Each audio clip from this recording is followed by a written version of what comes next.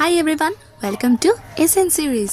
তো আজকে আমরা চলেছি একটা ছোট্ট বোনের বার্থডে সেলিব্রেট করতে। এই দেখো পিছনে আমরা সবাই মিলে যাচ্ছি একসাথে। তো সবার ফার্স্টে আমরা মিয়া মোড়ে গেলাম, ওখান থেকে আমরা কেকটা নিয়ে নিলাম। কেক নেওয়ার পরে আমরা চলে এসেছিলাম ওর জন্য একটা সুন্দর ড্রেস কিনতে। এই যে ড্রেসটা আমরা ওখান জন্য পছন্দ করে ওদের বাড়িতে চলে গেলাম।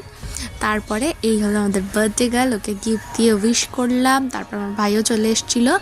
তো তারপরে ওকে রেডি করিয়ে আমরা চলে এসেছি বার্থডে সেলিব্রেট করার জন্য। তো এরপরে আমি বসে গেছিলাম লুচি করতে।